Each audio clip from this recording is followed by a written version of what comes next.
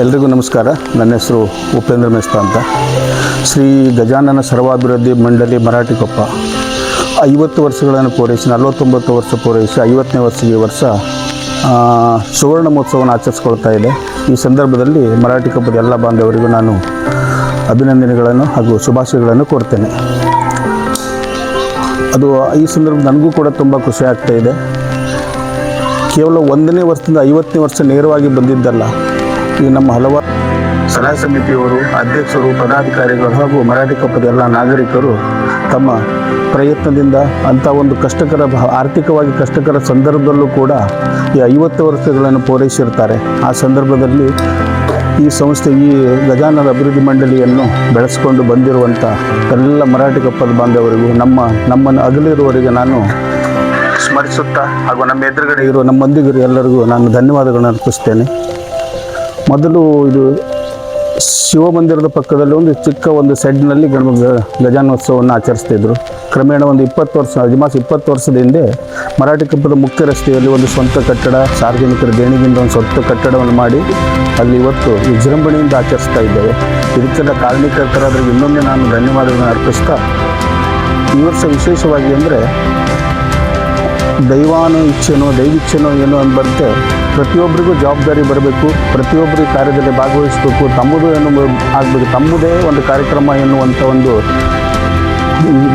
ಒಂದು ಜನರಲ್ಲಿ ಭಾವನೆ ಬರಬೇಕು ದೃಷ್ಟಿಯಿಂದ ಎಲ್ಲರೂ ಸೇರಿ ಒಂದು ಸಮಿತಿಯನ್ನು ರಚನೆ ಮಾಡದೆ ಪ್ರತಿಯೊಬ್ಬರು ಈ ಕಾರ್ಯದಲ್ಲಿ ಭಾಗವಹಿಸುವ ದೃಷ್ಟಿಯಿಂದ ಪ್ರತಿಯೊಬ್ಬರು ಅಧ್ಯಕ್ಷರು, ಪ್ರತಿಯೊಬ್ಬರು ತಾನು ಮುಖಂಡ, ಪ್ರತಿಯೊಬ್ಬರು ಭಾಗವಹಿಸುವ ದೃಷ್ಟಿಯಿಂದ ಒಂದು ಅಧ್ಯಕ್ಷರ ಸ್ಥಾನದಿಂದ ಒಂದು ಪರಿಕಲ್ಪನೆಯಲ್ಲಿ ಹೊಸ ಪ್ರಯೋಗವನ್ನು ಮಾಡಲಿಕ್ಕೆ ಹೊರಟಿದೆ. ಇದರ ನಿರ್ಧಾರವನ್ನು ಮಾಡಿದ್ದಾರೆ.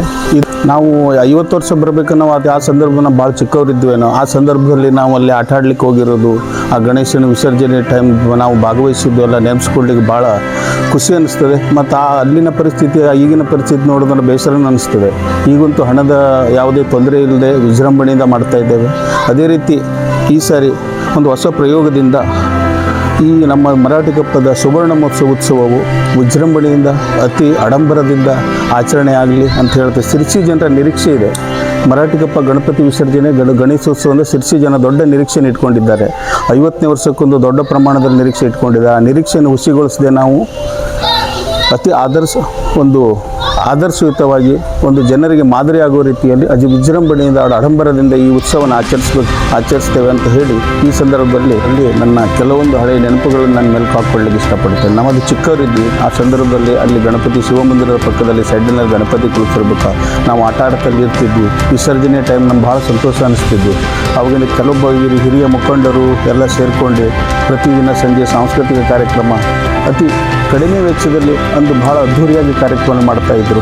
ಅದನ್ನು ಈ ನಮ್ಮ 50ನೇ ವರ್ಷದಲ್ಲಿ ಮೆಲುಕು ಹಾಕ್ಕೊಳ್ತಾ ಈ ಸಂದರ್ಭದಲ್ಲಿ ಮತ್ತು 50ನೇ ವರ್ಷ ಶುಭ ಸಂದರ್ಭದಲ್ಲಿ ಶಿರ್ಸಿ ಜನರ ಮರಾಠಿಕೊಪ್ಪ ವಿಸರ್ಜನೆ, ಗಣಪತಿ ಉತ್ಸವ ಅಂತ ವಿಸರ್ಜನೆ ಅಂದರೆ ಶಿರ್ಸಿ ಜನರು ಒಂದು ದೊಡ್ಡ ನಿರೀಕ್ಷೆಯನ್ನು ಇಟ್ಕೊಂಡಿರ್ತಾರೆ. ಅದೇ ಪ್ರಕಾರ ನಾವು ಈ ವರ್ಷ ಕೂಡ ಅತಿ ಅದ್ಧೂರಿಯಾಗಿ, ಅತಿ ಆಡಂಬರದಿಂದ ಶಿರ್ಸಿ ಜನರ ನಿರೀಕ್ಷೆಯನ್ನು ನಾವು ಹುಸಿಗೊಳಿಸಿದೆ.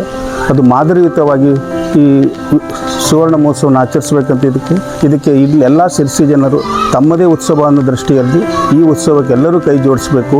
ಮತ್ತು ಈ ಎಲ್ಲ ಉತ್ಸವಕ್ಕೆ ಎಲ್ಲ ಶಿರ್ಸಿ ಎಲ್ಲ ಬಾಂಧವರಿಗೂ ನಾವು ಸ್ವಾಗತವನ್ನು ಬಯಸ್ತಾ ಈ ಶುಭ ಸಂದರ್ಭದಲ್ಲಿ ಶುಭಾಶಯವನ್ನು ಕೋರ್ತೇನೆ.